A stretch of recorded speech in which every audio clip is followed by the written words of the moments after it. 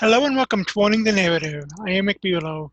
The show will feature the top news of the week, complete with my observations, and even a little bit of sarcasm thrown in. The top news stories will be taken from my morning news briefings that I write on the Rick Bulow New Media blog every weekday morning. If you go on to like what you see, smash that thumbs up button. And now, let's go right into the news. President-elect Joe Biden is going to be inaugurated in 2 days.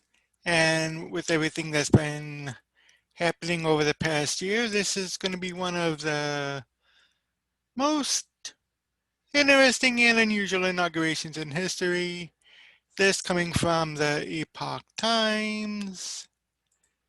As it says, the U.S. prepares for one of the most unusual inaugurations in history. President-elect Joe Biden is set to be sworn in on January 20th amid unparalleled security measures and their pandemic lockdown, making it one of the most untraditional inaugurations in U.S. history. Like many predecessors, Biden is going to be sworn in on the steps of the Capitol building, but the traditional parade on Pennsylvania Avenue, which normally draws hundreds of thousands of Americans, has been canceled to be replaced by a virtual parade. Inaugural balls have been canceled as well. The viewing stand near the White House has been dismantled, making this event likely the smallest inauguration in history in terms of physical attendance. While a low turnout is expected, the event will be unusually tight in security and law enforcement. The inauguration is unique in its own way, according to David Pietruzza, political historian, author, and expert on presidential electoral history. In terms of people being so on edge, the flooding of troops and security into Washington and the COVID-19 pandemic, there's really no great precedent for that, he told the Epoch Times. But there are different examples in history where things didn't go like clockwork and were uneventful, he said. According to our historians, Abraham Lincoln's first inaugural address was the most stressful one, as the threat of war hung heavy in the air. 6 weeks after the speech, the Civil War, which claimed about 2% of the American population, erupted. Certainly, the country was in worse shape and people were more on edge in 1861 with Lincoln. There's no comparison with that, Pietruzza said. While security ahead of the Civil War was a big deal, measures that have been put in place this year in preparation for Biden's inauguration also are unprecedented, he noted. This is the first time an event has been declared a national special security event, not days before, but a full week before the actual event. Authorities have taken aggressive measures in the city amid growing concerns that the civil unrest and violence observed on January 6 may be repeated during inauguration week. As many as 25,000 National Guard members from all 50 states, 3 territories, and the District of Columbia will be stationed in the nation's capital. The security measures have brought the city to almost a complete halt. More than a dozen metro stations around the National Mall and U.S. Capitol building were closed in the days before the inauguration. The streets of Washington are eerily empty. Buses, streetcars, and other forms of public transportation, even bicycles have been shut down. More stores are closed and many have been boarded up. President Donald Trump said earlier he wouldn't attend the swearing-in ceremony of Biden. I'll get more into that in the next article. He made the announcement one day after Congress certified Biden as the winner of the 2020 election. Trump won't escort Biden in a motorcade to the Capitol, which is another big firm tradition. However, it isn't the first time a president has refused to attend the inauguration of a successor. John Adams, the second president of the United States, left Washington before Jefferson's inauguration in 1801. The situation that year was very divided and in some ways similar to 2021. Jefferson supporters characterized the opponent, Adams, as a lover of monarchy, while Adams' supporters pictured Jefferson as a radical. Some say Adams didn't attend Jefferson's inauguration to prevent any violence at the event. John Quincy Adams, the 6th U.S. president, left Washington a day before, declining to attend Andrew Jackson's ceremony in 1829. Other presidents who didn't watch their successors take the oath of office were Martin Van Buren in 1841 and Andrew Johnson in 1869. It's unfortunate, quote unquote, that Trump isn't attending the ceremony, John Gizzi, Newsmax's chief political columnist, told the Epoch Times. As someone who's witnessed not only the transfer of power, but the tradition of the incoming president paying tribute to the outgoing president, that is something that surely is going to be missing, he said. You miss not only the handoff, so to speak, but you also miss the tradition of graciousness. For more than 200 years, the tradition of inauguration parades, celebrations, and displays of patriotism have continued despite scattered protests, including at Trump's 2017 inauguration. The pomp and pageantry are about as American as you can get, Gizzi said. Hearing the orchestra, seeing the president and vice president waving from the cars, sometimes getting out and marching with the crowd, all of that is something that's so richly American to the point that it's timeless. When that is removed, it takes a little bit of the mystique of the transition away, he added. This year's inauguration, according to Gizzi, is most compared to the fourth and final inauguration of Franklin D. Roosevelt, who was sworn in on January 20th, 1945 at the White House on the portico overlooking the backyard. Roosevelt preferred to hold a simple ceremony because of World War II, which claimed the lives of hundreds of thousands of American citizens. That presidential inauguration lasted only 15 minutes. This time there won't be a lot of pomp because of the CCP virus, Gizzi said. Now, okay. I had live blogged Trump's inauguration back in 2017.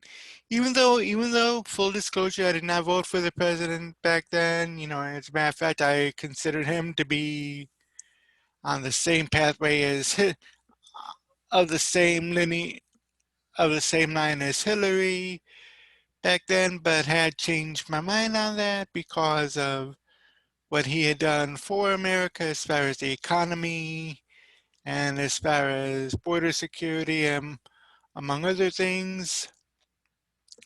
So I don't think I'm gonna be live blogging this inauguration. Not because I don't like Biden, but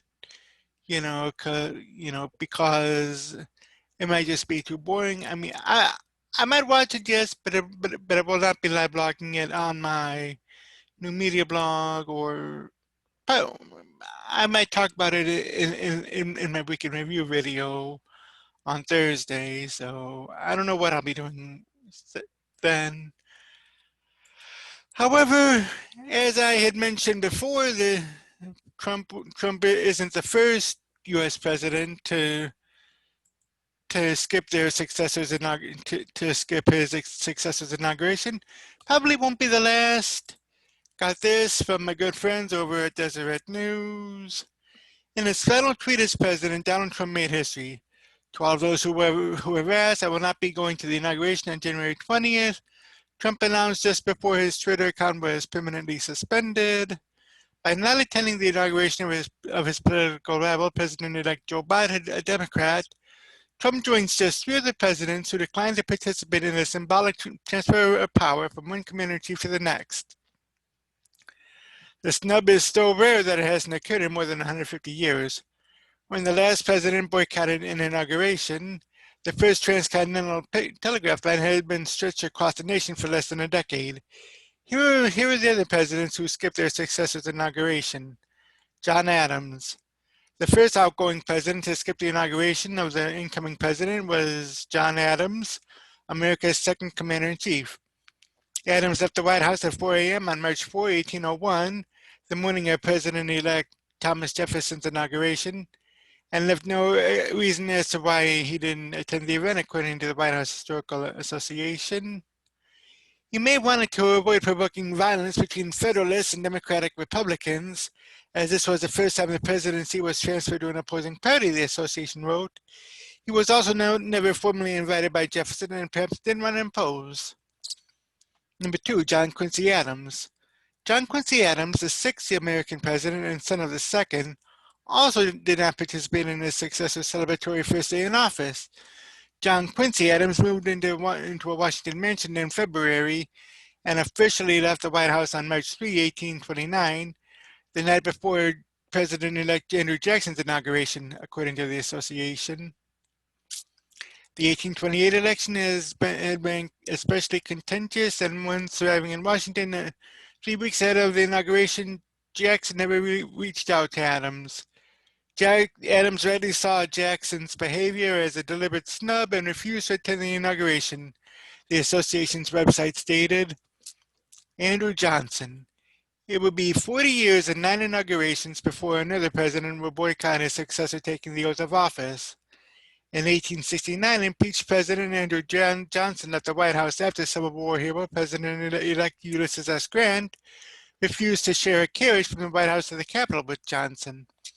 Now, while it was suggested that the two carriages carry them separately, Johnson said he would simply not attend the ceremonies, remaining instead at the White House with friends and colleagues and signing last-minute legislation, reported the Associated Press. Karl Rove, the former Deputy Chief of Staff and Senior Advisor for President George W. Bush, wrote in the Wall Street Journal that there are similarities between Johnson and Trump. Though both were elected as Republicans, neither Mr. Trump nor Johnson, Abraham Lincoln's running mate in 1864, was a longtime party member, Rove wrote, also noting that each served one term, was impeached and acquitted. He adds that Johnson was ignored at the 1868 GOP convention, beaten at the Democrat one, and succeeded by Ulysses S. Grant. Mr. Trump was defeated at the polls and then in more than 50 courtrooms, as his lawyers failed to present credible evidence of widespread fraud. In skipping his successor's inauguration, Mr. Trump is acting selfishly, unwisely, and unpatriotically. The U.S. needs presidents to model good behavior. It is even in Mr. Trump's interest. Americans applaud people who are gracious in defeat and dislike sore losers, wrote Rove. In an interview with the AP, Barbara Perry, the director of presidential studies at the University of Virginia, said the attendance of outgoing presidents to the successor's inauguration is important because it reinforces the idea of a peaceful transition of power and provides a deterrence for potential adversaries looking to capitalize on division in America. We pride ourselves on this peaceful transition of power, but also don't fool with us. Don't think that because we're transferring power from one man to another, one party to another, or because we have because we've had a controversial election, that we're enfeebled and that we're weak and that you can attack us, she said. Now, I agree with that, and I mean, I admit that there may have been a few presidents, even nowadays. I think back to Bill Clinton in 2001 with George W. Bush. I think that Clinton probably could have skipped Bush's inauguration because of all of the controversy and all of the votes and all of the court battles, but he didn't. You know, I think back to Obama in 2017 with Trump. You know, Obama could have but did not. So, you know, they both show class acts, and I don't know what's going to happen. You know, I mean, sometimes I don't know what's in the mind of President Trump, but we'll find out we might definitely find out in the last hours of his presidency. And in other news, we have CNN looking to deplatform One American News and Newsmax. This coming from Fuzzy Slippers over at Legal Insurrection. Last weekend, I blogged about CNN targeting cable providers in an effort to get Fox News removed from those services. Well, they've now apparently added One American News, OAN, and Newsmax to their cable provider hit list. CNN's Oliver Darcy, whom you may recall is playing an integral role in the deplatforming of Alex Jones back in 2018, tweeted about cable companies removing OAN and Newsmax from their services. CNN is trying to deplatform other networks, The same CNN that pushed Russian collusion conspiracy theories relentlessly for 4 years tweeted insurrection earlier or yesterday.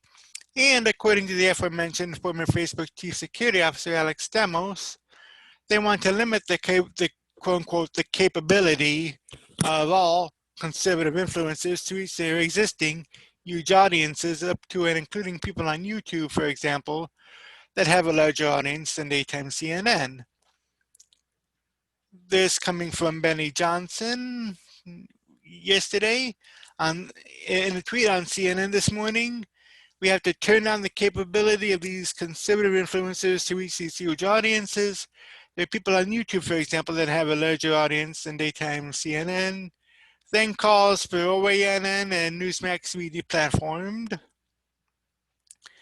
If it's indeed true that CNN is being beaten for viewers by individual YouTubers, you'd think the response would be a robust internal review of why that is and how to correct course. It's got to be humiliating to be that it's got to be humiliating that some guy or girl, whatever, sitting at home with a laptop is beating their multi-billion-dollar operation. Apparently, though, the solution they seek is to just shut down the competition rather than actually compete with them in a fair and ethical manner. At this point, CNN's goal is becoming rather murky. Are they on the silencing of wrong think bandwagon with the Democrats and big tech? Or are they taking advantage of this current climate to eliminate their ratings and viewer competition? Of course, both can be true at the same time. And that is so very true. I mean, you know, the First Amendment to the Constitution grants Americans the right to a free press and also free speech. You know, those who have alternative news are, are, are using their freedom of press and freedom of speech, and you know those on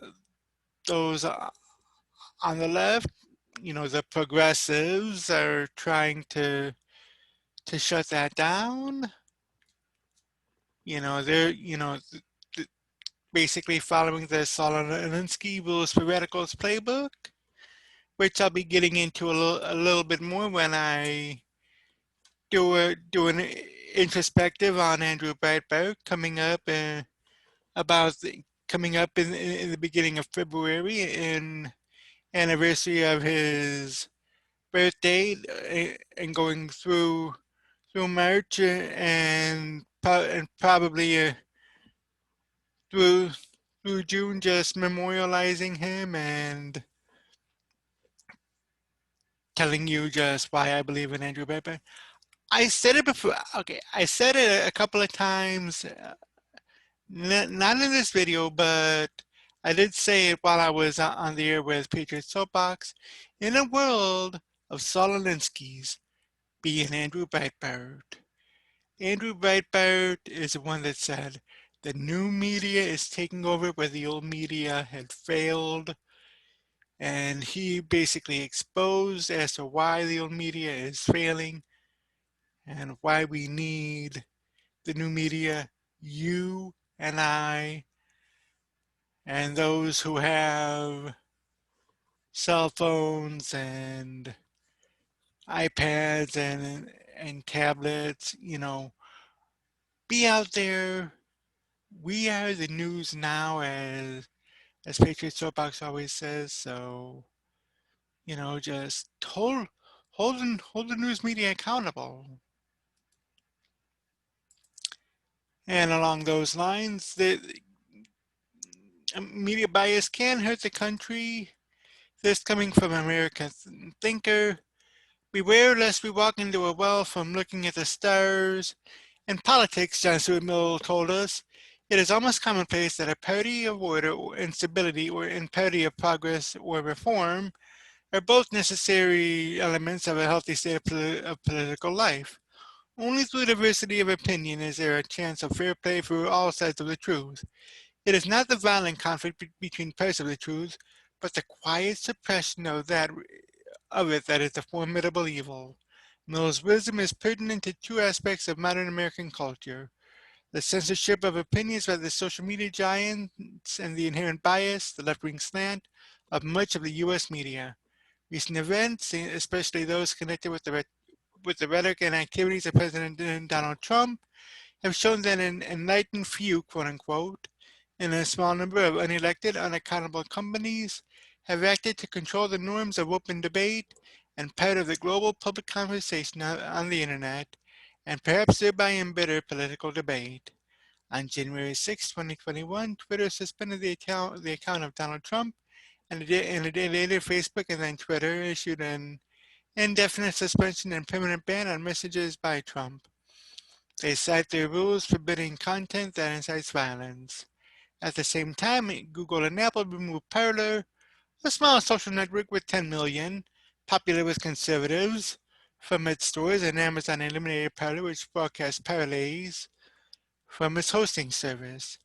Understanding that these actions were taken in response to the justifiable outrage over the events of January 6, 2021, when a violent mob marched in Washington, D.C. and stormed the Capitol, and that no company wants to be linked with the kind of posts associated with that mob, it is arguable whether the censorship by the big tech giants has gone far beyond what is desirable in a democratic society, where diversity of opinion is intended to ensure fair play. The US, which has always favored an open internet, is now confronted with the problem of sustaining one. The big tech giants, particularly Facebook with 2.7 billion, with a B, billion followers, and Twitter with 300 million, are private companies and are free to decide what they should publish and reject.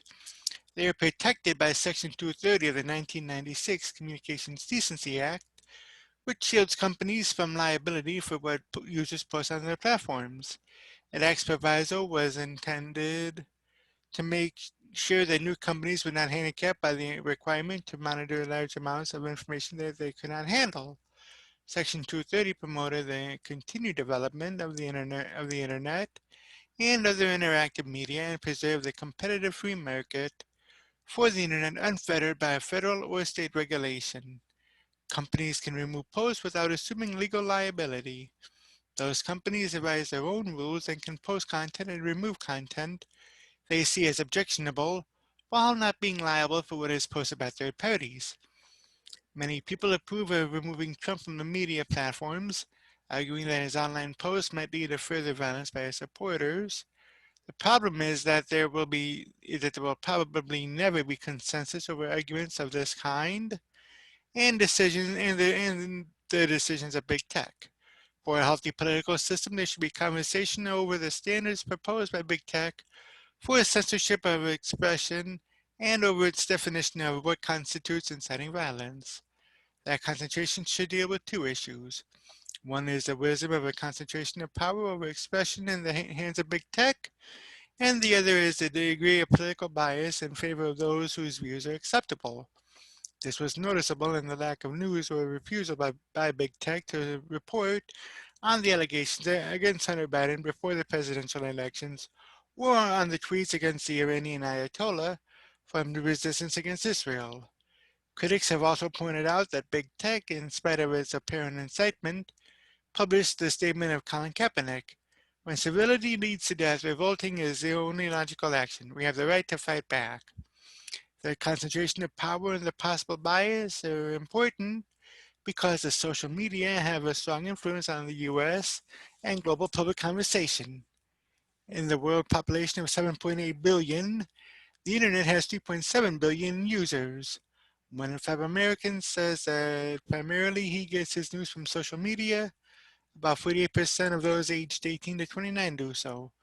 The Pew Research Center survey of US adults conducted in July 2020 indicates about two-thirds of Americans, particularly Republicans, believe that social media have a mostly negative effect on the country because of their display of misinformation, hate, and harassment, and their role in increasing partisanship. Now, the problem of the media is not new. It was John Adams who wrote in 1815 that a free press is necessary for the functioning of the republic, but warned that it was also an invitation of abuse. President Abraham Lincoln in April 1861 accused newspapers in the border states a bias in favor of the South and ordered many newspapers, supporters of slavery and sympathetic to the Confederacy, to be closed. Today, there are concerns about the degree of truthfulness, objectivity, and impartiality of the press, about the lack of clear distinction between news reports and opinion, about suppressing essential information or distortion of facts, and even fake news. In general, it is useful to outline what may be considered some of the categories of media bias: disproportionate coverage, reporting particular events over others and omitting others, misleading definitions, lack of transparency, the manner and tone of presentation of a story, drawing inaccurate conclusions, or favoring a particular political party, advertisers, corporate owners of the media, stressing the exceptional rather than the ordinary, presenting a false balance despite evidence to the contrary, analysis or opinion rather than content, reducing ideas and events to a few passages that have a partisan point of view. Evidence shows that the U.S. mainstream media have a leftist bias. Since 1989, the number of Americans stating there is a great deal of bias in U.S. news coverage has nearly doubled. The Gallup Knight Foundation survey of September 2018 reported that 62% thought that most of the news to see was inaccurate and biased, and that PBS News and the Associated Press were the least biased. Party affiliation is a key to how the media are viewed. 71% of Republicans had an unfavorable view of the news media, compared to 22% of Democrats. This difference was marked during the Trump administration. A study of the first 100 days of that administration shows that there was negative overall 13-1 treatment of by the press of his actions. There was not a single major topic where the treatment of Trump was more positive than negative. The closest result on the issue of the economy, where the record was 46 negative to 46 positive. On immigration, it was negative 96 to 4%. Now, all studies, whether they differ in degree, indicate that the majority of U.S. journalists identify as liberals or Democrats. It is arguable whether this results in bias in presentation of the news. However, since ideological belief shapes what and how news is presented, well, it's reasonable to conclude that it's not a myth that the mainstream media have a leftist Democrat bias. It's not difficult to discern the difference. The news bias toward the left is similar to that of other aspects of modern American culture. Much of the academic world, the entertainment business, and late-night TV hosts. It is wise that a democratic society have no one public truth nor orthodoxy, but it must have freedom of expression, except where there is clear and present danger. In its deliberations, the U.S. Senate must subject its beliefs to the test of unbiased information and conclusions. And that's so very true. I mean, you know, as I had brought up before, Andrew Breitbart is the one that really brought it out in the open. I'll get into more on that in the coming weeks and months to come.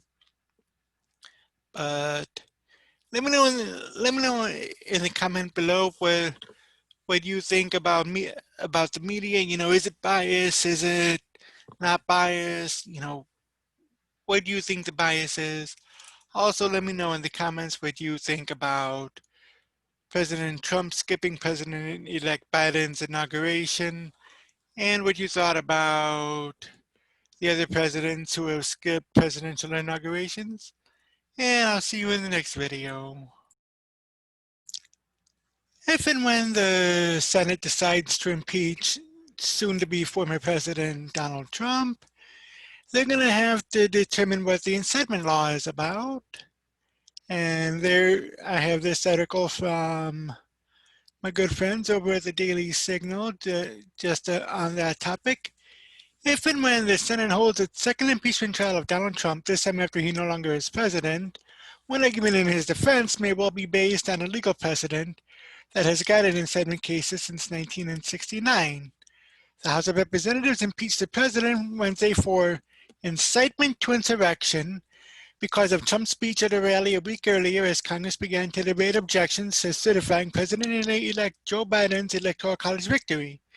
That protest, January 6th, turned into a deadly riot when a mob of hundreds overran security broke into the Capitol. Here are 4 things to know about the crime of incitement. Number 1. What does the Supreme Court say about incitement? The standard of proof in a criminal case is much, much higher than for impeachment of a federal official. But the legal bar for prosecuting incitement is quite high, thanks to the Brandenburg test, quote unquote, established by the Supreme Court in 1969. The Brandenburg test requires that however inflammatory speech may be, the government cannot prosecute unless the speech is directed at inciting violence and poses an imminent threat of violence, and violence is likely to occur.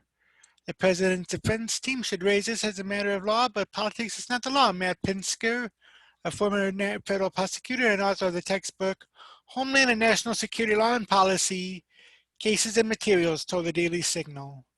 I've read the text of the Donald Trump speech, and it doesn't meet the time, place, and manner text or the legal standard or under Brandenburg, said Pinsker, an adjunct professor of government and president or public affairs at Virginia Commonwealth University, whose expertise includes how Homeland Security law may conflict with the First Amendment.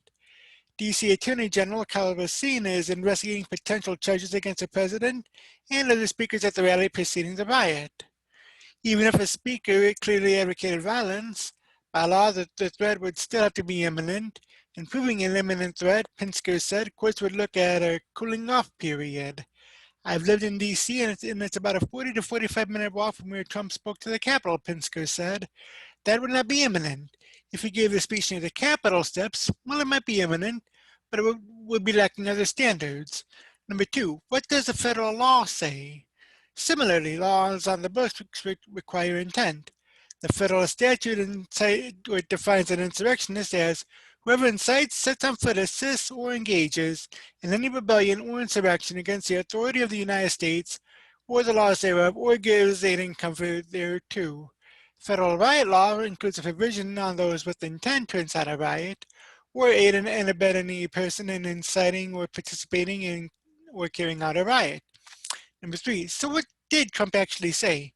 The biggest mitigating factor if Trump were being prosecuted in a legal setting would be the president's call for attendees at the Save America rally near the White House to peacefully march to the Capitol. Trump's speech preceding the riot was harshly criticized on both sides of the political aisle. I know that everyone here will soon be marching over to the Capitol building to peacefully and patriotically make your voices heard, the president told the large gathering.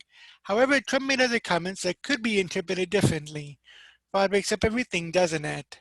When you catch somebody in a fraud, you're allowed to go by very different rules, he said. The president also said, we fight like hell, and if you don't fight like hell, you're not going to have a country anymore.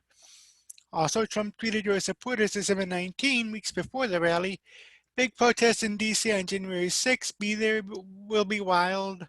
Still, most of Trump's rallies tend to be wild, Pinsker said. And on January 6th, the events that followed were not foreseeable, at least not in a legal setting.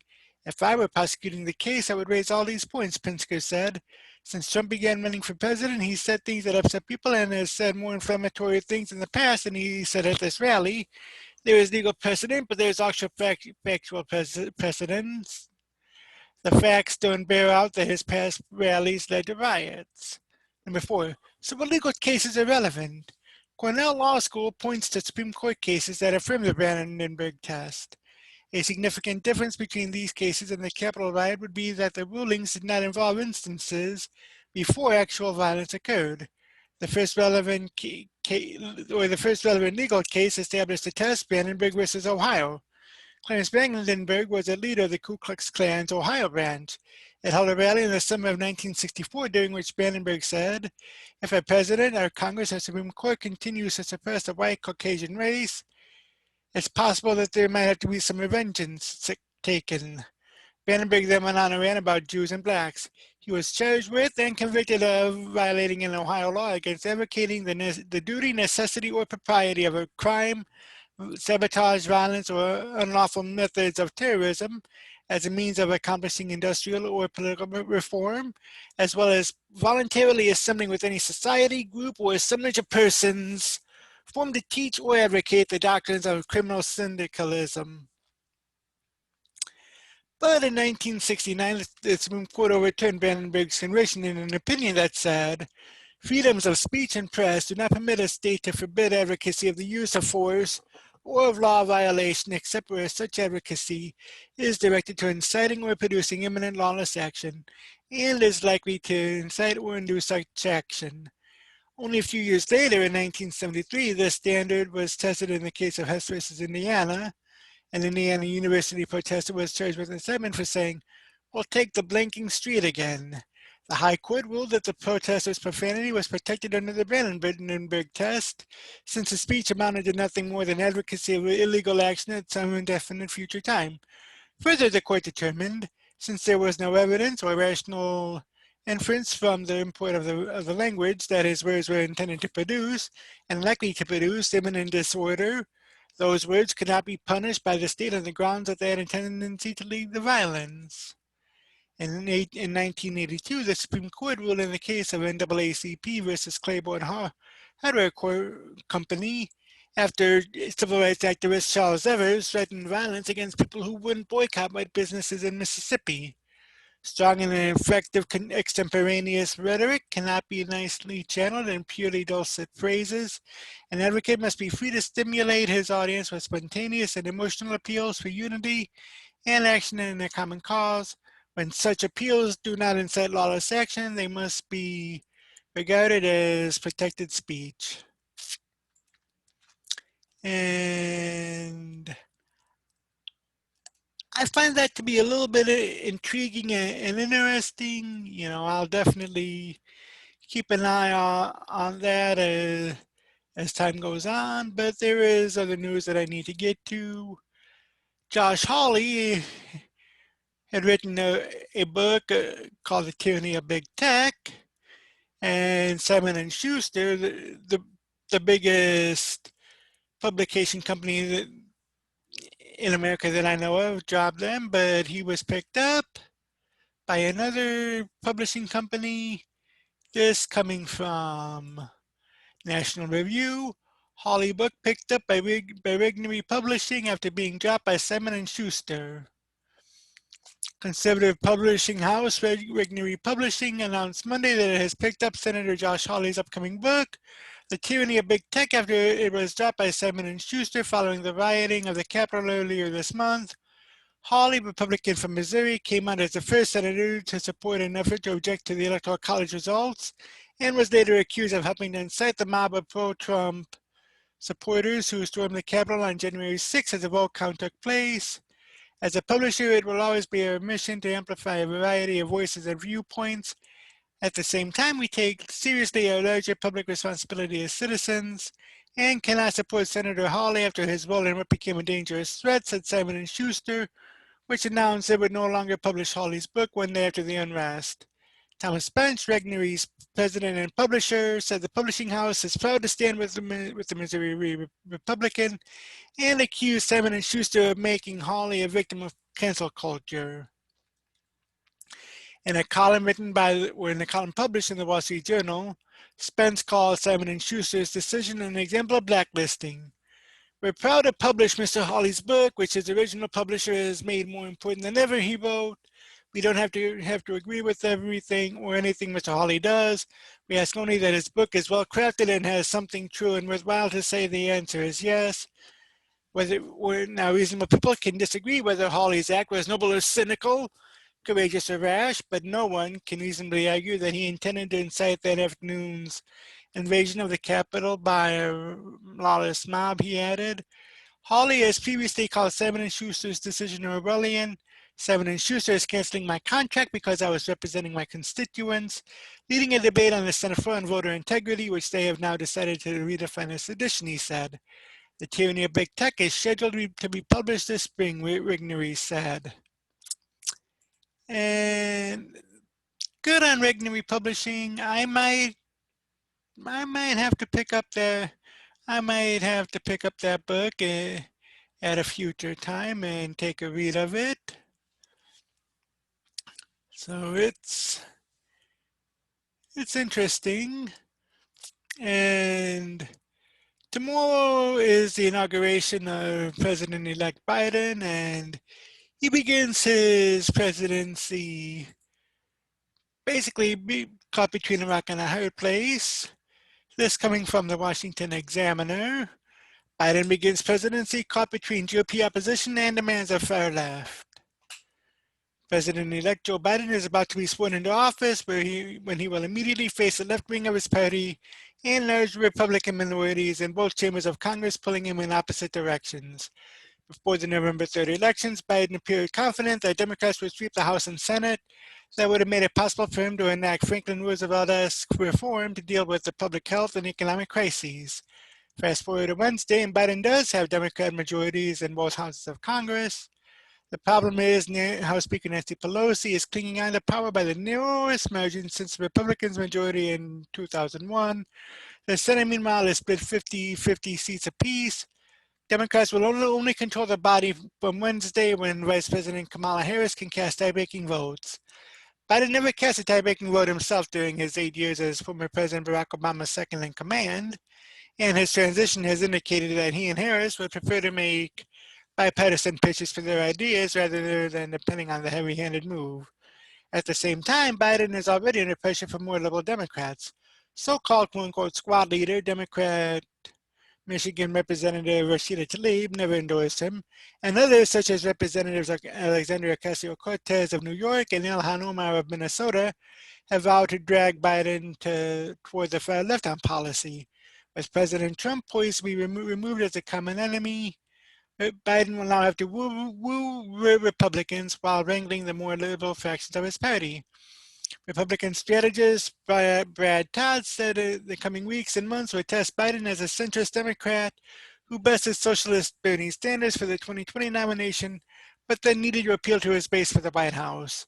The entire premise of Biden's candidacy was that he was a moderate and would work with Republicans. He boasted that he was not a leftist and that he was the one who had beaten the leftists. Now we will get to find out if he meant any of that or not.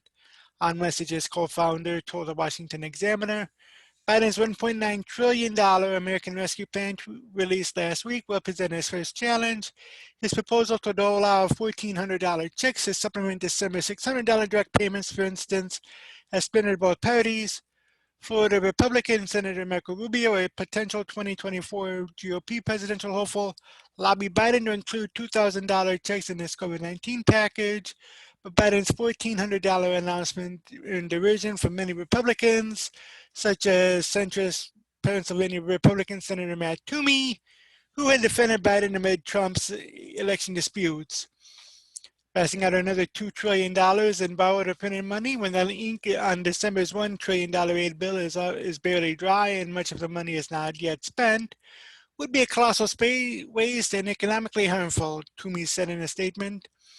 A similar spectrum of opinion exists among Democrats.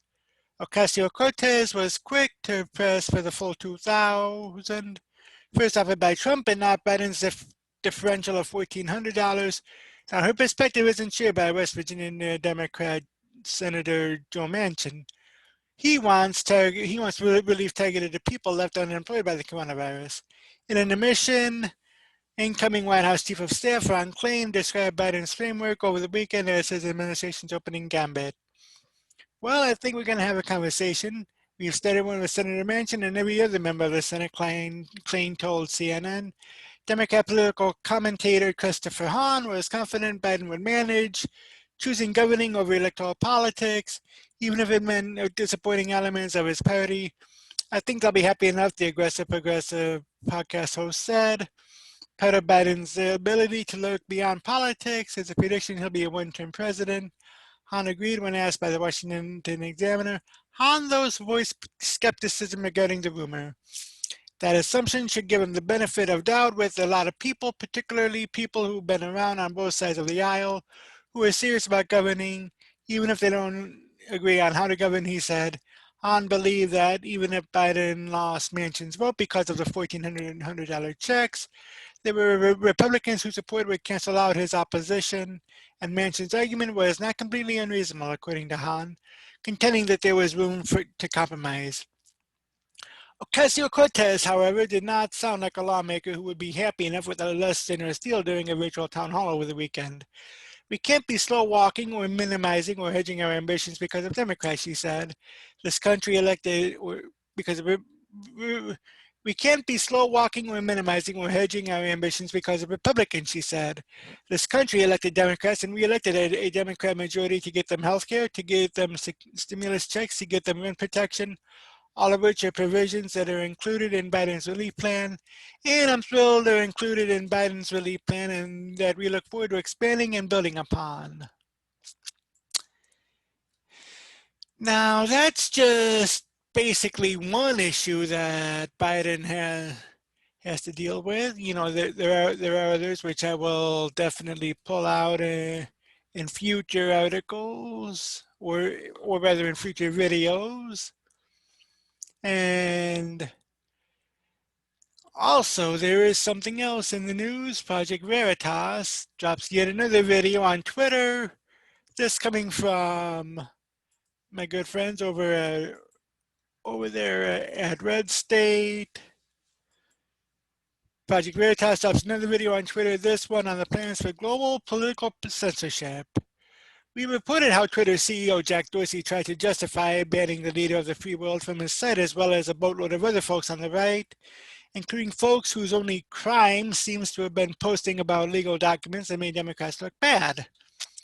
Project Veritas then dropped a video on Jack showing that it went far beyond Trump and that they anticipated that it was going to go on long past the inauguration. Can we say new normal, people? Comply with our new media overlords now, children, or if not, prepare to have your accounts wiped. Now, Project Veritas has a video out showing that it isn't even only just about the United States where they intend to crack down. They're applying this to the whole world and apply the things that they learn in other places to the United States. This is indeed what the leaders of Germany and Mexico were concerned about when they criticized President Donald Trump being booted, not just because they thought it was wrong, but also because they could easily see themselves or their interests being next on the target list. Israeli national news just called it what it is: political censorship on a global scale. Regnery is Twitter's legal policy and trust and safety head. She's actually the person who was behind banning Trump, she told Jack while she was sending herself in French Polynesia. This in a tweet from James O'Keefe. Breaking Twitter legal policy and trust lead Regnery details plans for political censorship on global scale. We've seen violence unfold as a result of misleading information or coded rhetoric. This is our global approach, hashtag expose Twitter. So Gade makes it clear that they're going to be more aggressive in going after people for inflammatory comments, conspiracies, misleading information, and coded rhetoric. But who decides whether a conspiracy is true? Who decides what is misleading information and coded rhetoric? What the heck even is coded rhetoric? I don't know, but don't engage in it on Twitter lest the ban hammer falls. Based on what we've seen so far, what will prevail is a democratic narrative. Boatloads of Russian collusion conspiracy is still up on Twitter. Not one person that I know of was ever booted from Twitter for that fakery. What about the Hunter Biden email evidence that broke in October that Joe Biden had met with one of Hunter's Ukrainian business connections in contradiction to what Biden had previously said? Well, a significant percentage of Americans said they had known that, had they known that, they would not have voted for Biden. Twitter blocked their ability to know that, falsely claiming the material was hacked. But now we know that Hunter Biden is under investigation by the FBI and they've been looking into the emails. So Twitter basically blocked real news at a critical point in the election. They said they had been and would be inserting themselves to stop people from spreading inflammatory content, such as election interference, election fraud, and anything about stealing the election. If they are inserting themselves into that game to decide what is true and what is not true, then if they want to act like publishers, then they shouldn't have any protections and get nailed for all the things publishers get nailed for. James Lindsay tweeted out, this pretty much breaks out what we have to expect, and there is a picture there. So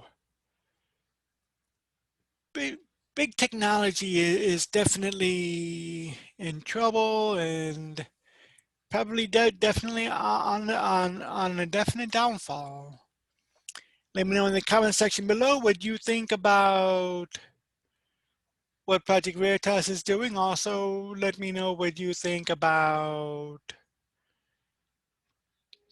Trump and the incitement law, as well as Hawley's book and Biden's presidency, which begins tomorrow at noon. And I'll see you in the next video.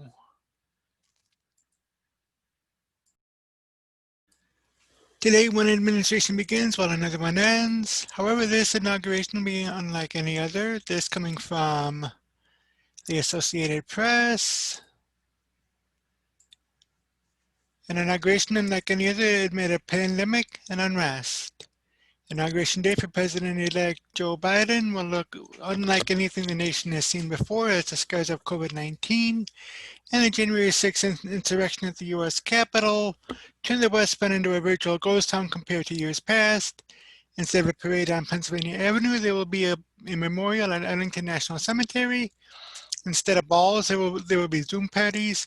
Instead of hundreds of thousands congregating on the Capitol grounds and on the National Mall, there will be thousands of National Guard members. What to watch for on Inauguration Day. Number one, the swearing in. Biden's oath of office is the only essential.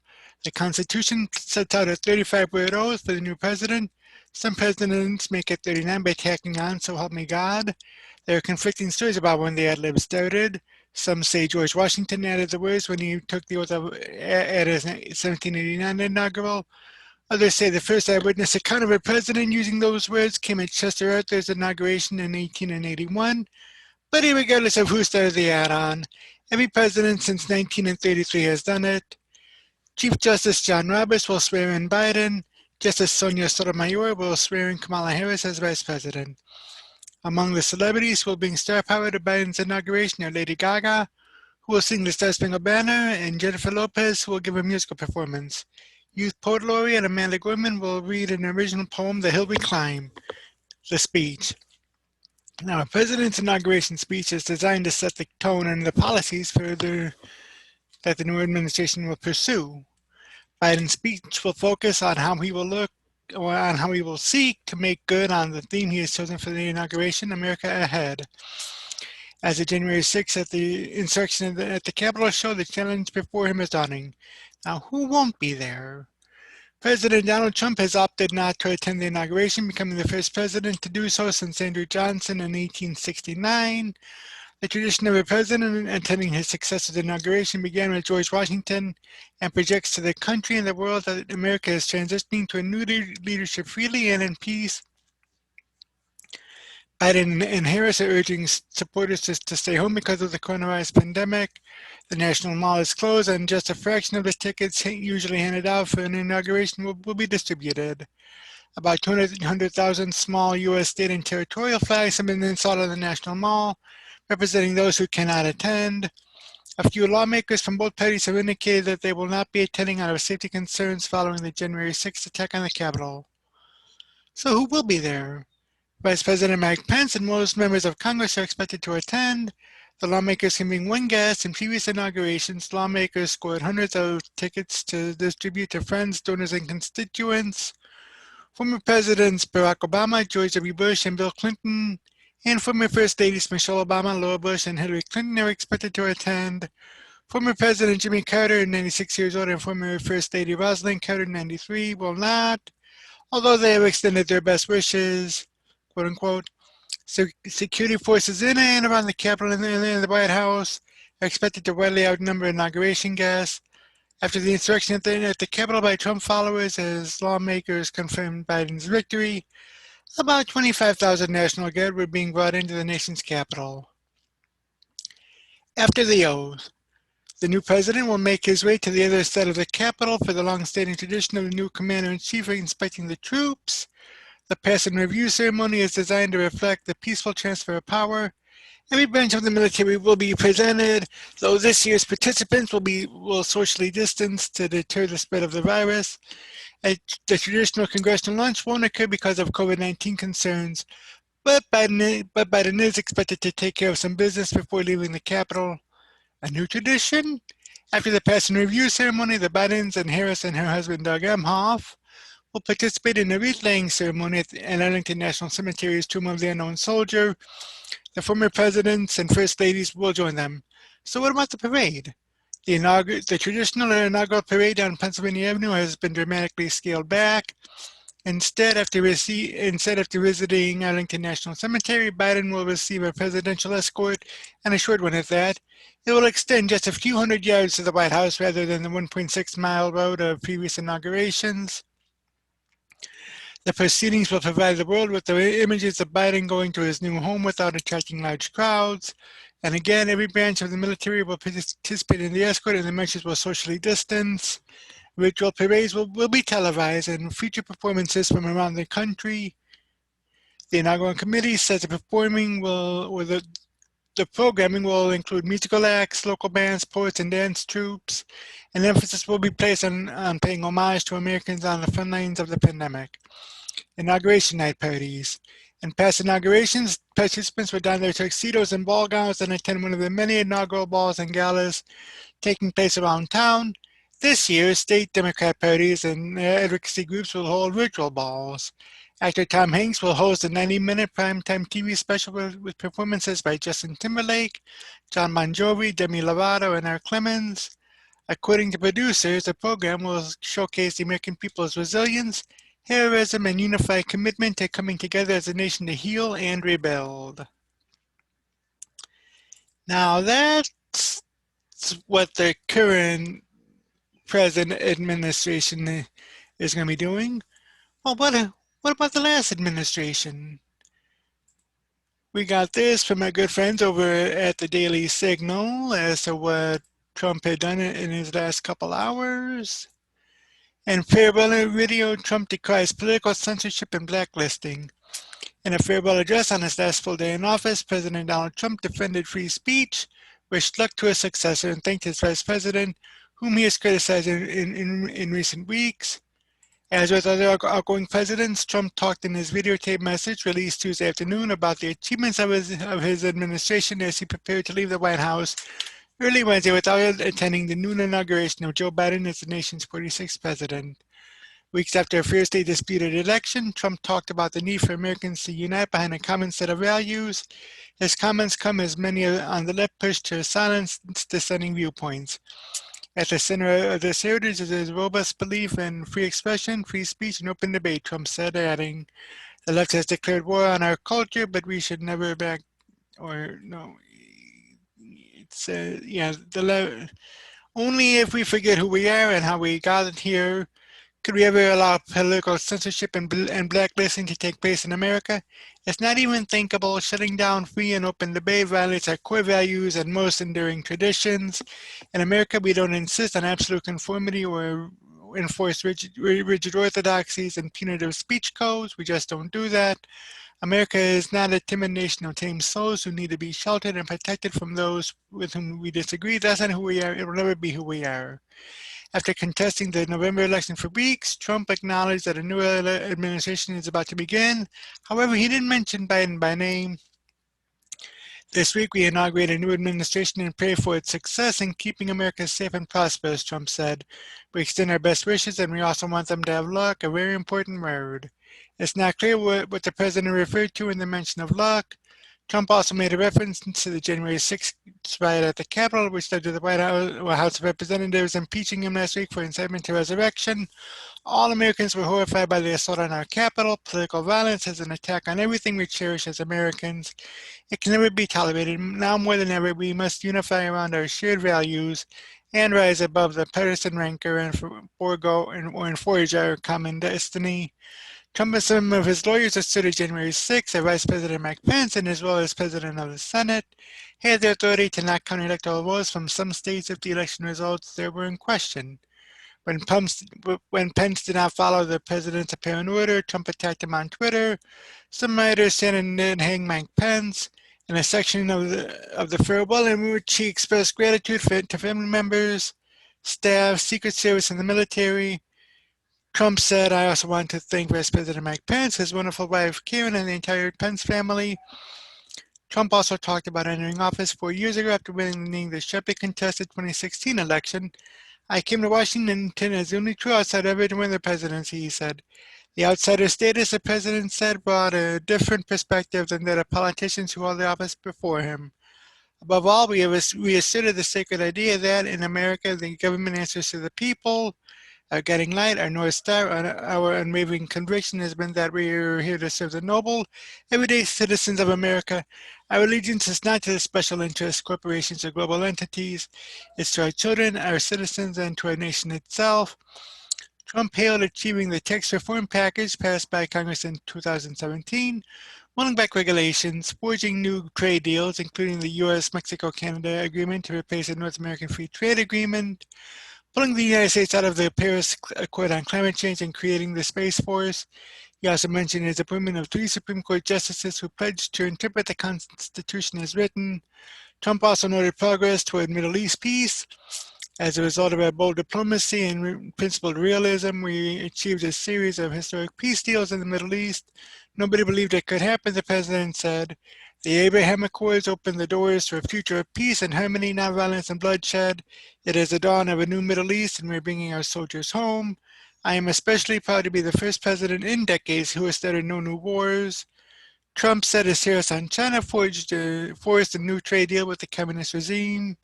He also noted that the booming U.S. economy reversed after COVID-19 spread from Wuhan, China, across the world. Before the ink was even dry, we and the whole world got hit by this.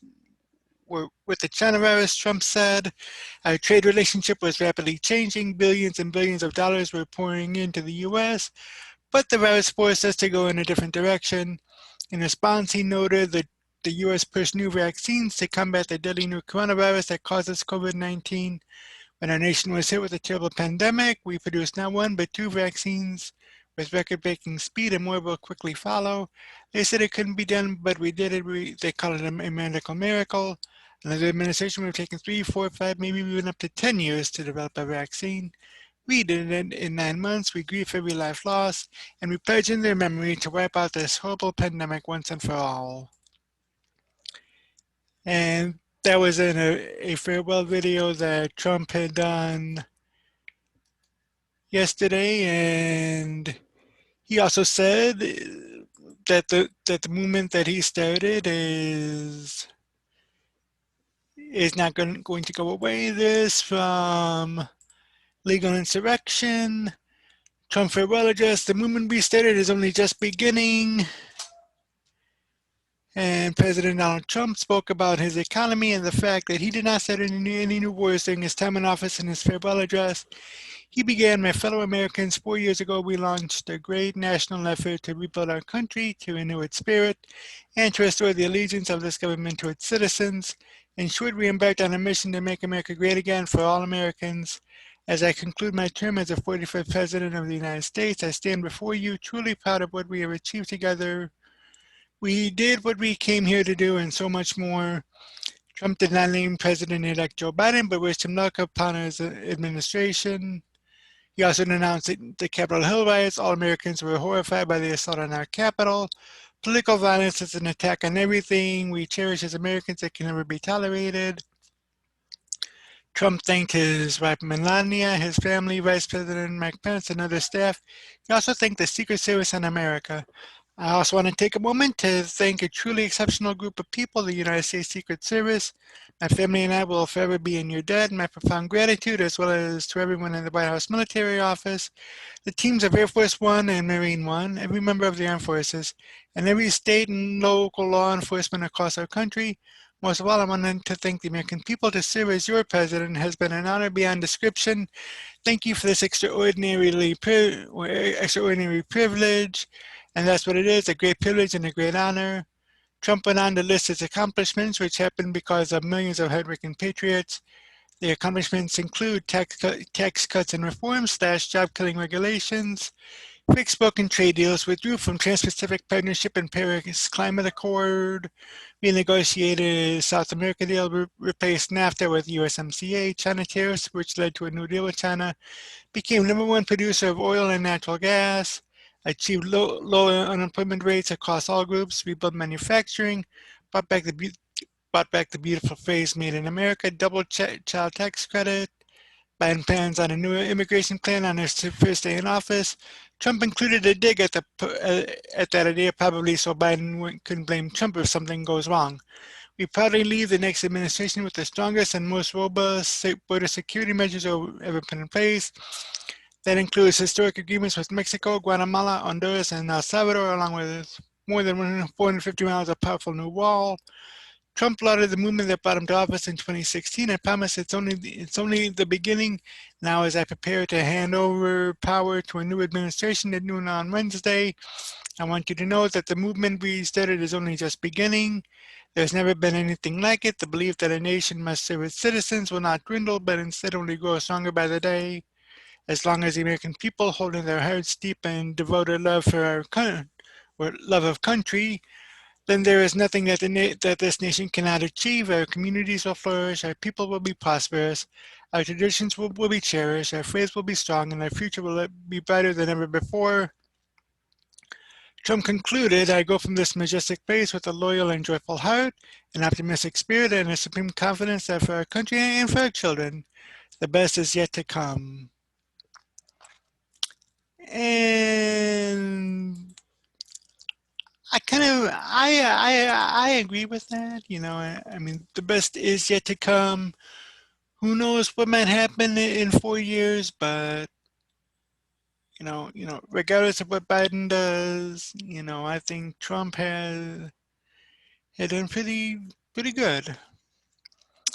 And in one of the last things that Trump did, he declassified Crossfire Hurricane documents. This coming from BizPac Review, which says President Donald Trump on Tuesday ordered the declassification of a binder of U.S. or FBI documents related to the Bureau's investigation of the Trump campaign and Russia. In a statement through the White House, Trump said that he accommodated requests from the FBI to keep some of the information classified. The declassification order is sure to appease some Trump supporters who have long called for the release of documents related to the FBI's probe of the Trump campaign.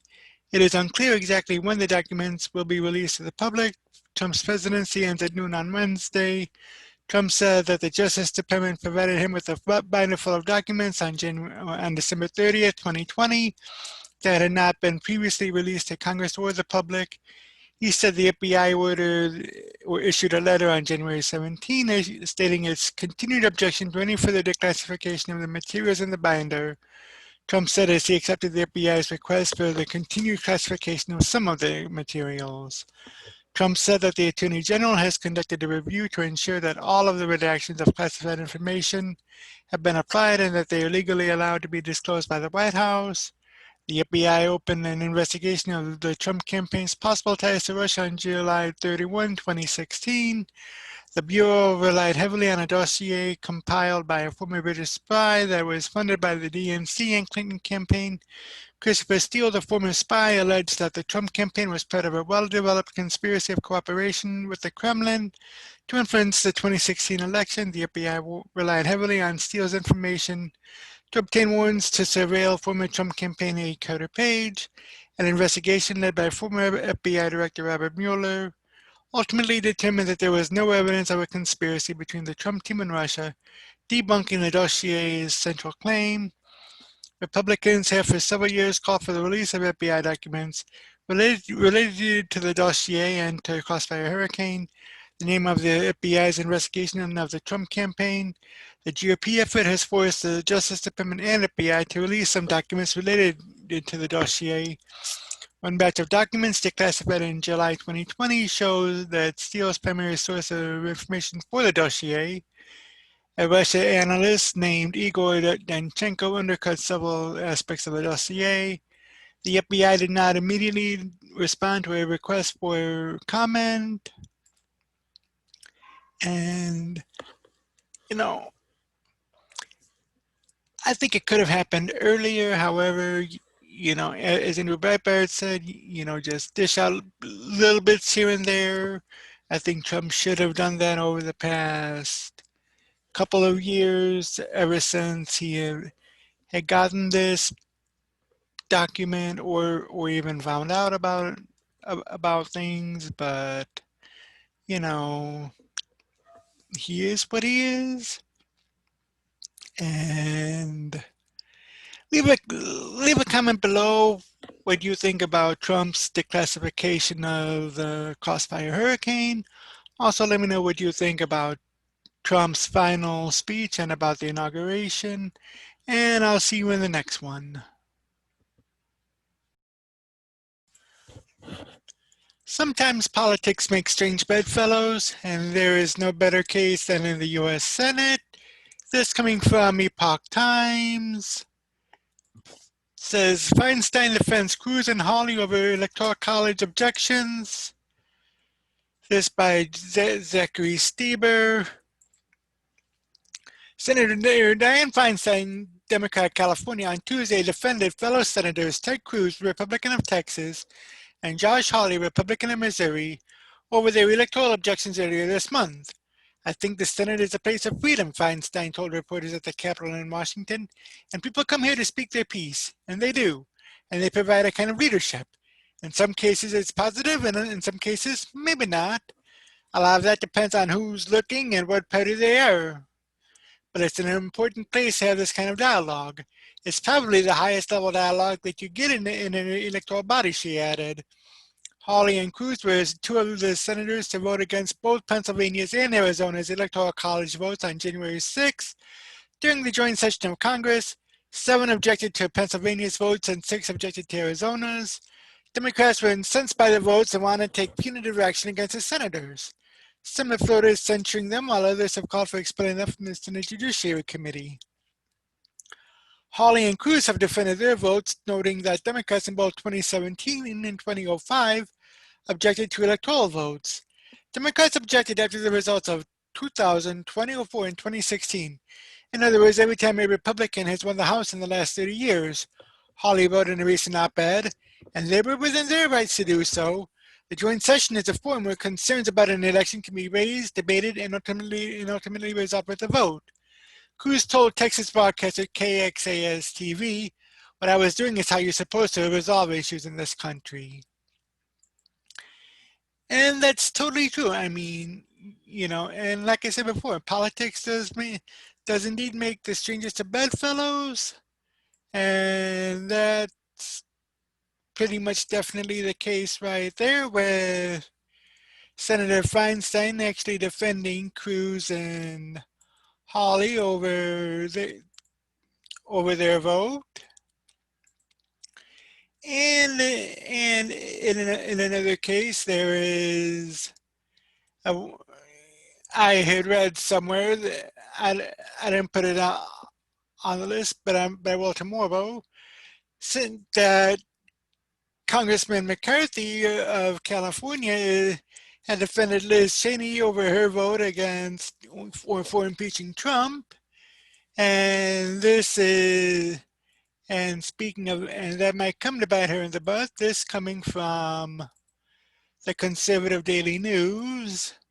Wyoming State Senator announces primary challenge against Liz Cheney. Washington State Senator Anthony Bouchard announced a primary challenge to Representative Liz Cheney on Wednesday after her vote to impeach former President Donald Trump last week. Liz Cheney's longtime opposition to President Trump and her most recent vote for impeachment shows us how out of touch she is with Wyoming, Bouchard said in his announcement, calling for leaders who stand up for America and fight our way of life. Cheney, who won re-election by over 44 points in 2020, was one of 10 Republicans to vote for impeachment following the pro-Trump mob that stormed the Capitol on January 6. Multiple House Republicans criticized her vote, and some, like Florida Representative Matt Gaetz, have called for her to resign her post as chair of the Republican conference. The President of the United States summoned this mob as some of the mob and lit the flame of this attack, Cheney said in a statement ahead of her vote. There has never been a greater betrayal by a President of the United States of his office and his oath to the Constitution. Although Bouchard's challenge could earn the backing of some congressional Republicans and Trump himself, who has reportedly fumed over Cheney's vote to impeach him, he likely faces a steep uphill battle given Cheney's elevated status in her state. Now, I'm definitely going to look forward to seeing that, especially considering Liz Cheney is a daughter of former Vice President Dick Cheney, so that'll will definitely be something to look into and possibly follow in the weeks and months to come.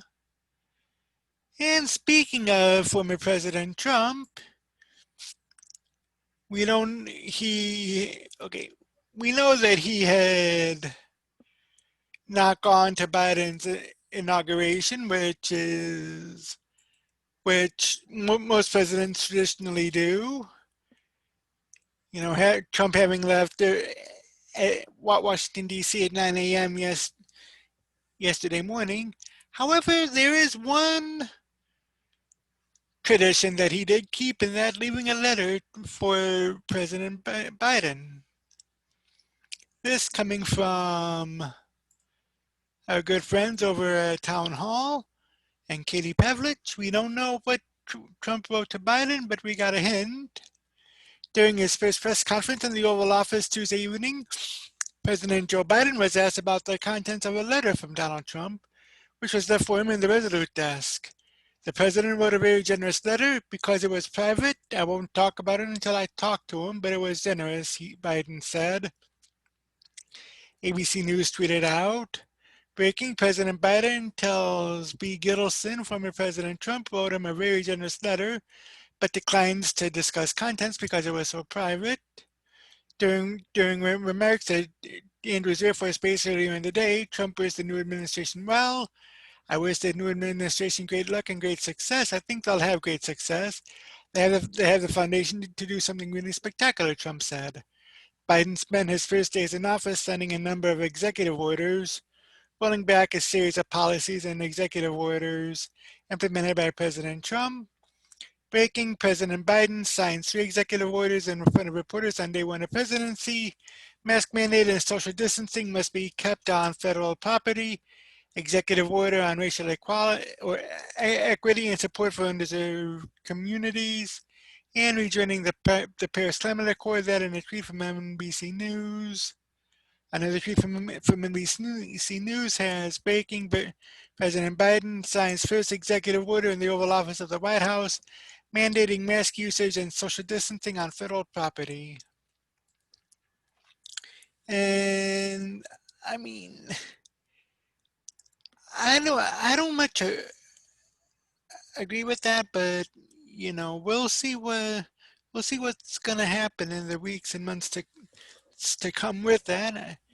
You know, I think I had read somewhere else that it was for about 100 days, which typically marks the first 100 days of any presidential term. So after these 100 days, I think we'll find out just what Biden's legacy will truly be. And speaking of legacies, you know, love, look, whether you love Donald Trump or hate him, he did leave a lasting legacy. This from the American thinker and Nicola Ketty. Donald Trump is a difficult man to understand, to say the least. He says controversial things, is a stranger to political correctness, and yet his actions steer towards patriotism and conservatism. Truthfully, as conservatives, we reject and abhor the cult of the individual. We believe in the sanctity of life and the paramount freedoms of thought, speech, and religion, and in the purity and sacredness of family, country, tradition, and history. Quite often, conservatives are left alone in defense of these values. Many times they feel bullied, excluded, unwanted guests in their own countries by the media, the left, the so-called woke mobs, and even right-wing politicians who desperately seek inclusion in elite circles. In this context, most conservatives see Donald Trump as a protector and champion of these beliefs. They rise to the defense of someone who has finally stood up for them. Without understanding the deep chasm between the common people and the elites, it's impossible to comprehend the rise of Donald Trump and the devotion of his supporters around the globe. Yet the establishment refuses to grasp this reality. They detest those who are not obedient. Hence, Donald Trump did not divide Americans. He was a defense mechanism of the common people in an environment of deep divisions and cultural conflicts. In a rarity in national politics, President Trump does not leave a legacy merely to his own people, but to the entire world. On a planet where everyone does their best to mingle, hide their differences, erase their personalities, and forget about individuality. Donald Trump reminded us that our uniqueness, our identity, our nation, our community, and most importantly, our history and family are what make us special, giving hope that every individual can determine his own destiny. He urged everyone to reject dependence on government, unleash the potential within, and live, think, and act freely. If an individual knows where he comes from, his strengths and advantages, he can go far. That takes away the power from the politicians and special interests and gives it to the individual.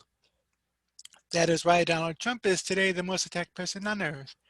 President Trump gave the example of putting the nation first. His doctrine holds that if one cannot care about his family, community, and country, then he cannot help his neighbor. A logical assumption. Thus, Trump's advice was for each country to look inwards first, strengthen itself, help increase the prosperity of its people, and then cooperate with the other nations in rising to the challenges of our country. America first, he said on more than one occasion, does not mean America alone. For nations that suffered under communist regimes where the individual was destroyed, the Trump model is of vital importance. In Albania, the country where I come from, the communist dictator and his co-criminals tried and in many cases succeeded in deforming the historical, cultural, and individual memory of the people in an endeavor to create soulless men, part of the herd, and capable of reacting to corruption. Donald Trump, through his sometimes harsh rhetoric and necessary political correctness, warned precisely against this. He rose as a mechanism of defense for the common people against cancel culture, mob rule, high taxes, the revision of history, collectivism, socialism, and a globalism that leads to the annihilation of the individual, of the family, and of small communities and businesses. He inspired millions in Europe and the US to follow his lead. These modern conservatives reject violence, including endless wars and dangerous radical mobs, pursue supply-side economic policies, advocate for stronger national defense, and encourage freedom of thought, religion, and life. Having won the moral and logical arguments, they seek to stand up in front of an ever-aggressive and totalitarian left. Trump exposed the left's violent actions and hypocritical rhetoric. Since the day after his inauguration, members of the Democrat Party pushed for impeachment and harassment of Trump officials. Members of the Obama administration used illegal warrants to spy on the Trump campaign and pursued a witch hunt using the now discredited Steele dossier. The media in the US and Europe showed how partisan and dishonest it is. The establishment and the media worked together to undermine the 45th president and remove him from office through false impeachment, riots, looting, and murders by the Antifa and BLM mobs throughout the 2020 summer and a disgraceful coverage of the election, all because he had threatened their power and influence.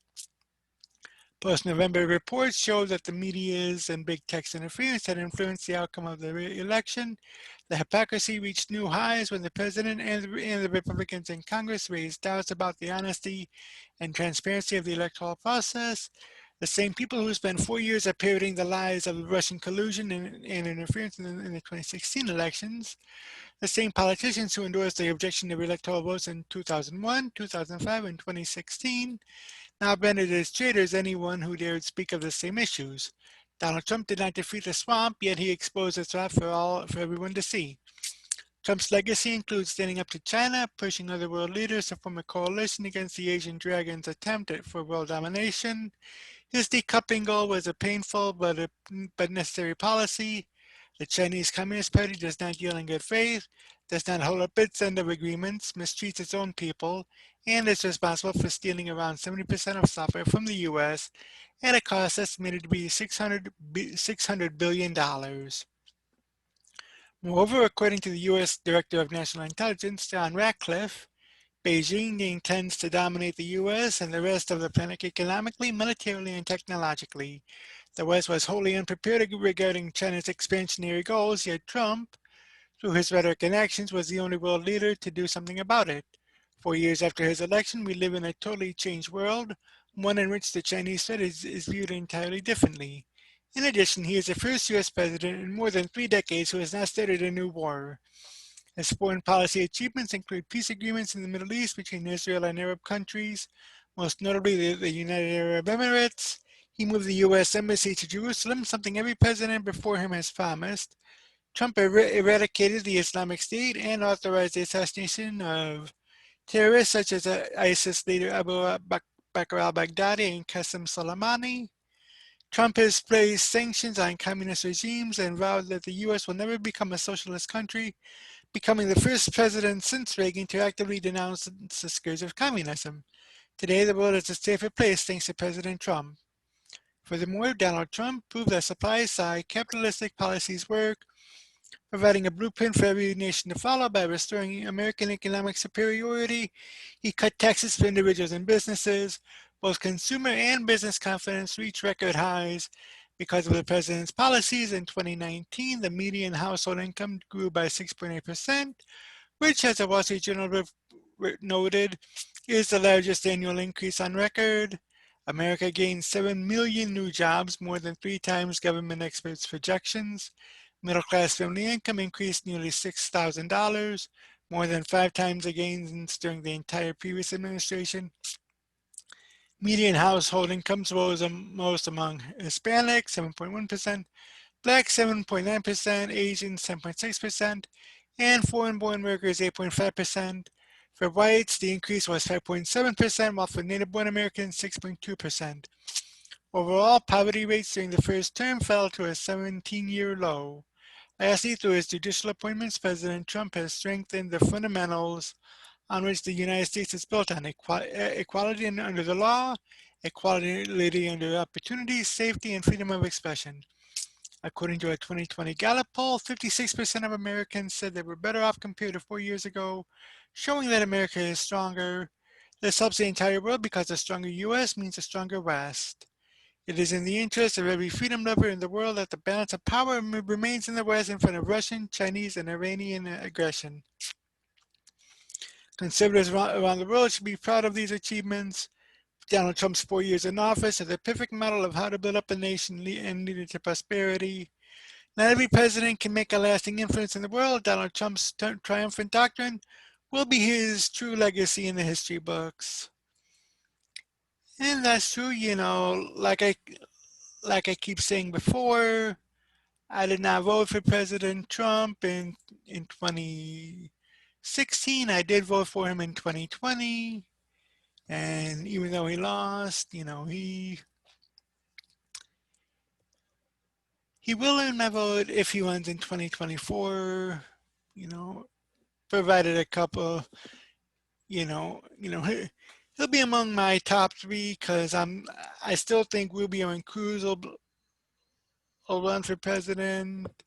So it'll be among those 3. Whoever comes out among those 3 will be the one that I'll be voting for. But yeah, leave a comment below what you think about former President Trump's legacy. Also, tell me what you think about Dianne Feinstein defending Ted Cruz and Josh Hawley for their votes on the 6th in regards to Arizona and Pennsylvania, near the electoral votes, and I'll see you in the next video.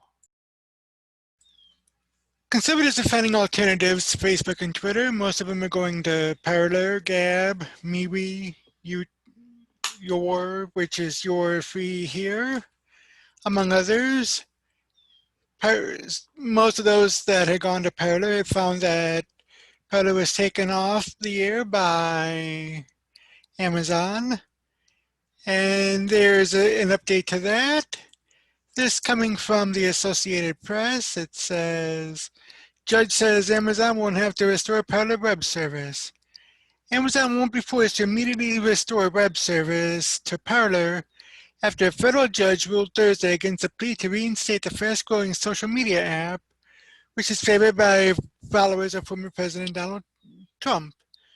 U.S. District Judge Barbara Rothstein in Seattle said she wasn't dismissing Parler's quote-unquote substantive underlying claims against Amazon, but said it had fallen short in demonstrating the need for an injunction forcing it back online.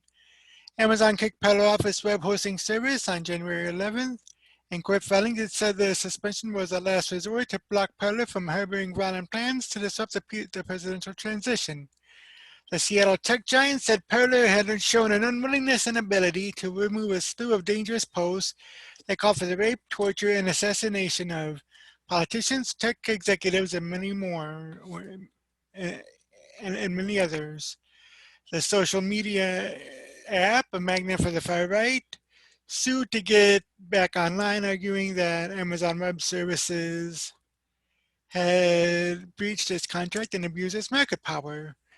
It said Trump was likely on the brink of joining the platform, following a wave of his supporters who flocked to the app after Twitter and Facebook expelled Trump after the January 6th assault on the U.S. Capitol. Feinstein said she rejected any suggestion that the public disinterest favors requiring AWS to host the incendiary speech in the record that the record shows some of the Parler's users have engaged in. She also faulted Parler for providing only faint and factually inaccurate speculation about Amazon and Twitter colluding with one another to shut Parler down. Parler said Thursday that it was disappointed by the ruling, but remains confident it will ultimately prevail in the main case, which it says will have broad implications for a pluralistic society. Amazon said it welcomed the ruling and emphasized that this was not a case about free speech, a point also underscored by the judge. Parler CEO John Matz had asserted in a court filing that Parler's abrupt shutdown was motivated at least partly by a desire to deny President Trump a platform on any large social media service. Matz said Trump had contemplated joining the network as early as October under a pseudonym. The Trump administration last week declined to comment on whether he planned to join. Amazon denied its move to pull the plug on Parler had anything to do with political animus. It claimed that Parler had reached its business agreement by hosting content advocating violence and then failing to timely take that content down. Parler was formed in May 2018, according to Nevada business records, with what co-founder Rebecca Mercer, a prominent Trump backer and conservative donor, later described as the goal of creating a neutral platform for free speech away from the tyranny and hubris of our tech overlords. Amazon said the company signed up for its cloud computing services about a month later, thereby agreeing to its rules against dangerous content. Matz told the court that Parler had no tolerance for inciting violence or lawmaking and has relied on volunteer quote-unquote jurors to flag problem posts and vote on whether they should be removed. More recently, he said the company informed Amazon that it would soon begin using artificial intelligence to automatically pre-screen posts for inappropriate content, as bigger social media companies do. Amazon last week revealed a trove of incendiary and violent posts that it had reported to Parler over the past several weeks. They included explicit calls to harm high-profile political and business leaders and broader groups of people such as school teachers and Black Lives Matter activists. Google and Apple were the first tech giants to take action against Parler in the days after the deadly Capitol riot. Both companies temporarily banned the smartphone app from their app stores, but people who had already downloaded the Parler app were still able to use it until Amazon Web Services pulled the plug on the website. Parler has kept its website online by maintaining its internet registration through Epic, a U.S. company owned by libertarian businessman Rob Monster. Epic has previously hosted 8chan, an online message board known for trafficking in hate speech. Parler is currently hosted by DDoS Guard, a company whose owners are based in Russia, public records show. DDoS Guard did not respond to emails seeking comment on its business with Parler or on published reports that its customers have included Russian government agencies. Parler said Thursday it is still working to revive its platform. Although its website is back, it hasn't restored its app or its social network. Matz has said that it will be difficult to restore a service because the site had been so dependent on Amazon engineering, and Amazon's actions has turned off other potential vendors. The case has offered a rare window into Amazon's influence over the workings of the internet. Parler argued in its lawsuit that Amazon violated antitrust laws by colluding with Twitter, which also uses some Amazon cloud computing services, to quash the Upside Media app. Feinstein, who was appointed to the Seattle-based court by Democrat President Jimmy Carter, said Parler presented dwindlingly slight evidence of antitrust violations and no evidence that Amazon and Twitter acted together intentionally or even at all in restraint of trade.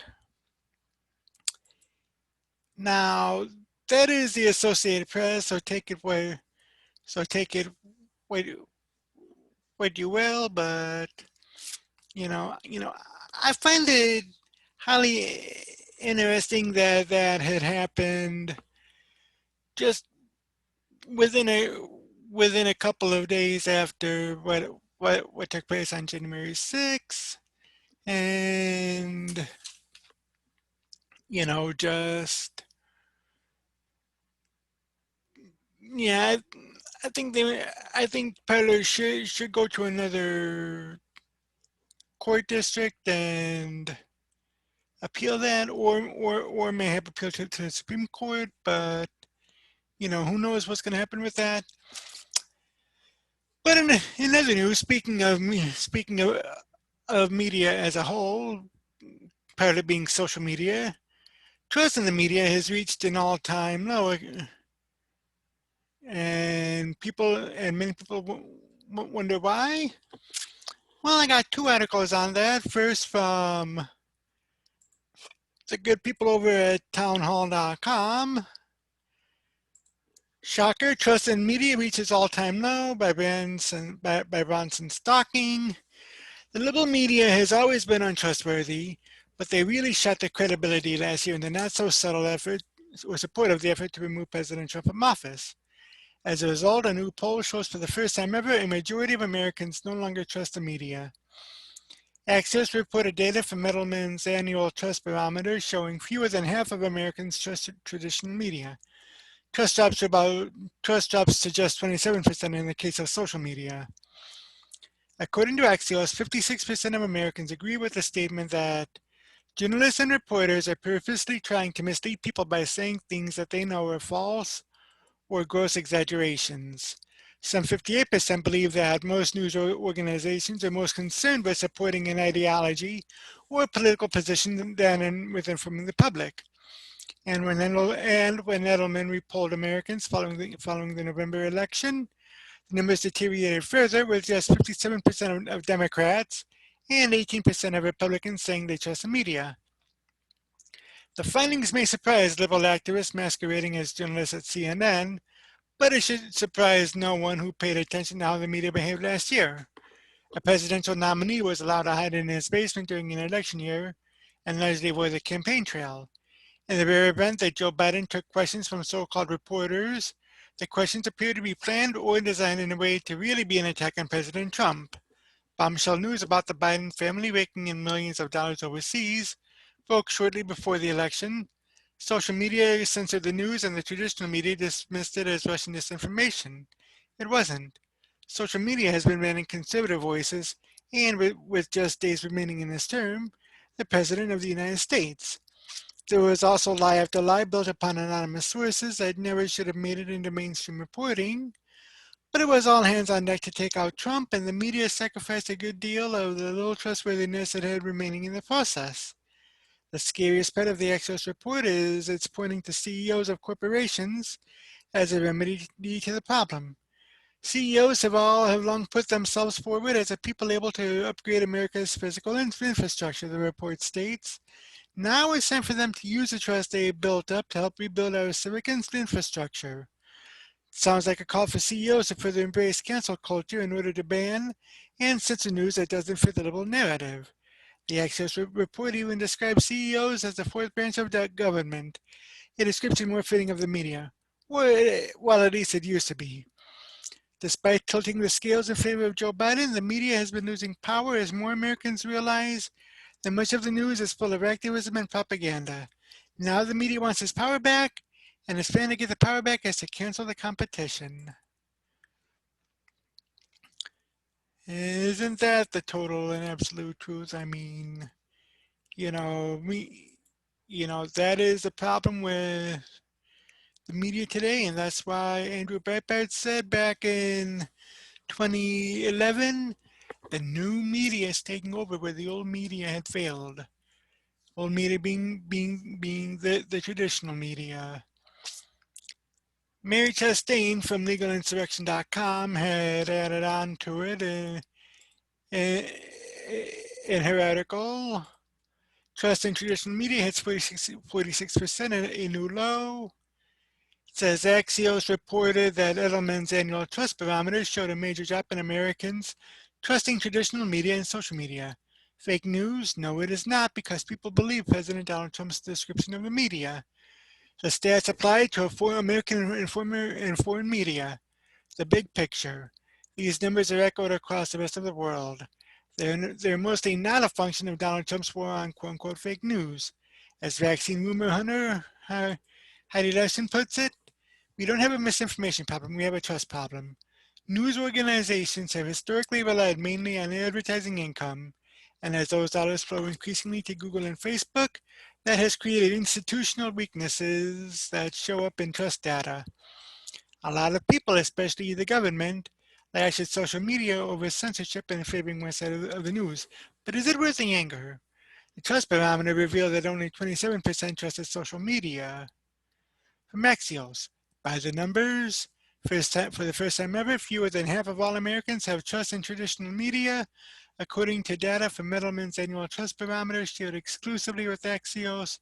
Trust in social media has hit an all-time low of 27%.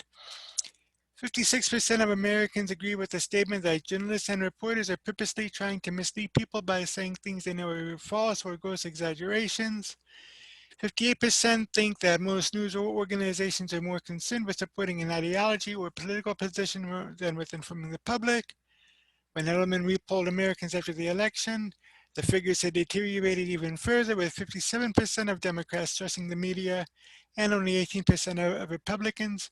Maybe, just maybe, our betters need to realize that the majority of Americans are smart and alert. We also see through their charade and lies. I don't want to see people because I don't know many who do this, but media personalities seem to think highly of themselves. This happens especially after they receive praise from those in their own bubble. They attempt to pass off stretching the truth, quote unquote, as facts, hoping we normies in Hicktown, USA believe them, because who wouldn't? After all, their peers love them and they schmooze with Hollywood A-listers. The mainstream media lost their way a long time ago. They completely gave up with President Barack Obama and went all their range with President Donald Trump. Now, I'm not saying they made up everything during Trump's administration. It's just that their reporting on Trump differed from others, that many people ignored many facts because they showcased their bias. Why didn't they do this with Obama? They weren't this harsh with Bush. You know, it's sad that some organizations have promised to report facts while journalists remind colleagues of their job descriptions. Former Financial Times editor Lionel Barber talks of factual reporting as a means of regaining the trust of the reading public. Axios has a stated mission to help restore trust in fact-based news. Washington Post media columnist Margaret Sullivan writes that our goal should go beyond merely putting truthful information in front of the public. We should also do our best to make sure that it's highly accepted. How does the traditional media lure Black Americans? CEOs. How it works. Media outlets can continue to report reliable facts, but that won't turn the trend around on its own. What's needed is for trusted institutions to visibly erase the news media. CEOs, aka the fourth branch of government, are at or near the top of Edelman's list of trusted institutions. By the numbers, 61% of Trump voters say they trust their employer's CEO. That compares to just 28% who trust government leaders and a mere 21% who trust journalists. The bottom line, CEOs have long put themselves forward as a people able to upgrade America's physical infrastructure.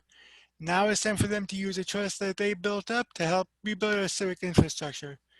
Just do your job. That's it. Report the facts. Don't use hyperbole. Don't stretch the truth. Believe it or not, the majority of us normies and regular people do not like the drama and just want the facts. Embellishment and theatrics are tiresome and not worth our time. That is so totally true, and not many people understand that or want to understand it, but you know, it is what it is, and that's why, like I said earlier, what Andrew Breitbart said, and I keep repeating it all over and over again. As a matter of fact, I have it as the slogan on my Rick Bulow New Media blog. The new media is taking over where the old media failed. Yes, they failed. As Patriot Soapbox always says, we are the news now. So, we need to get out there and just find news, you know. And I figure we should end the week on a little bit of a lighthearted note. Got this from Sky News. I had seen it in a few other places, but Sky News has it a little bit more level. COVID-19. Man lived in Chicago airport in secret for 3 months, as virus made him too scared to fly home. A 36-year-old man lived undetected in a secure section of Chicago's O'Hare International Airport for 3 months because he was too scared to go home due to COVID-19, U.S. prosecutors said. Aditya Singh is charged with felony criminal trespass to a restricted area of an airport and misdemeanor theft. According to police, he arrived in Chicago on a flight from Los Angeles on 19 October. Mr. Singh, who survived on food from other passengers, is unemployed and lives in the city of Orange, California. It was unclear as to why he was in Chicago. Cook County Judge Susana Ortiz reacted with surprise when a prosecutor set out the allegations, according to the Chicago Tribune. She reportedly told the court, "So if I understand you correctly, you're telling me that an unauthorized, non-employee individual was allegedly living within a secure part of the O'Hare Airport terminal from October 19, 2020 to January 16, 2021 and was not detected? I want to understand you correctly." On Saturday, 2 employees from United Airlines were said to approach Mr. Singh and ask for his identification. Assistant State Attorney Kathleen Haggerty said he lowered his face mask before showing them an airport ID badge, which he had reportedly found and was scared to go home due to COVID. The badge apparently belonged to an operations manager who had reported it missing on October 26. Assistant Public Defender Courtney Smallwood said Mr. Singh does not have a criminal background and has a master's degree in hospitality, and said the usual allegations were not violent, reported the Tribune. If he is able to post $1,000 or 738 pounds for bail, Mr. Singh will be barred from entering the airport.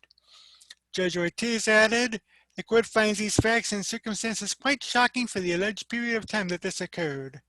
The Chicago Department of Aviation said that while the incident remains under investigation, it had been able to determine that this gentleman did not pose a security risk to the airport or to the traveling public. I mean, I just find it odd and that, for 3 months he had been running around Chicago's O'Hare Airport completely undetected. I mean, how we could do that?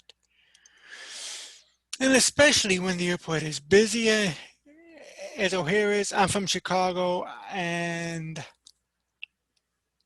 whenever I had flown in and or out of Chicago, I would always use Midway Airport, and that's pretty busy. But O'Hare is another busy airport, so I just don't know how he was able to manage to escape detection. I mean, what do you do? You sleep in the restroom at night, or what? I mean, I don't know. It's something to look into a little more. Comment below what you think about that. Also comment what you think about traditional media and the losing trust in most Americans. Also, tell me what you think about Parler and its lawsuit with Amazon. And I'll see you in the next video. And that's going to do it for the news for this week. I am Bulow. Again, if you like what you watch, please go ahead and hit the thumbs up button. Also subscribe and tell your friends, tell your neighbors, tell an enemy or two even. And I will be back next week. Until next time, peace.